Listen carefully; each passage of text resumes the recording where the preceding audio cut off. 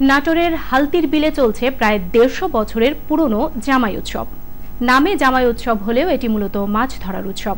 জলাশয় থেকে দেশীয় প্রজাতির বিভিন্ন মাছ ধরে তা দিয়ে জামাই সহ নিমন্ত্রিত আত্মীয় স্বজনদের ভুরিভোজ করানোর মাধ্যমে মেতে ওঠে হালতি বিলের বাসিন্দারা। মাছ ধরার এই উৎসব চলবে আগামী বৃহস্পতিবার পর্যন্ত।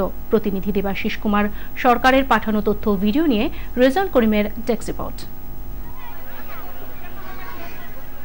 খোলাবাড়িয়ার হালতির বিলে চলছে ৭ দিনব্যাপী মাছ ধরার উৎসব।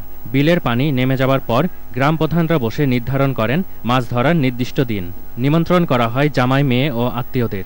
নির্ধারিত দিনে এলাকার মানুষ চাক, পলই, বেড়াজাল, টানাজাল সহ নানা উপকরণ নিয়ে অংশ নেন মাছ ধরার উৎসবে। পৌষ মাস থেকে মাছ মারা বন্ধ রাখা হয় এবং এটা হলো উদ্দেশ্য হলো এখানে সবাই মিলে একদিন মাছ মারা হবে, আনন্দ হবে, আত্মীয় স্বজন আসবে। এখানে আত্মীয় স্বজন, জামাই, মেয়ে সবাই মিলে একটা উৎসব মুখর ভাবে এখানে মাছ মারা হয়।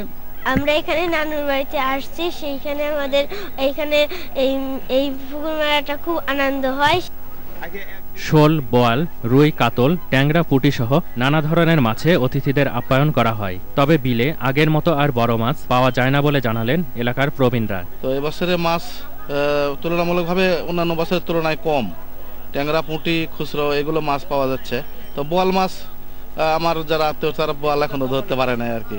খালটির সংস্কার করার খুবই দরকার। বহুকাল থেকে হালতির বিলের মানুষের মধ্যে চলে আসা এই আনন্দকে ধরে রাখতে খাল বিলের সংস্কারের মাধ্যমে দেশীয় মাছ রক্ষার দাবি জানিয়েছেন স্থানীয়রা। রেজওয়ান করিম, মোহনা, ন্যাশনাল ডেস্ক। এবার বেসিক ব্যাংক লিমিটেড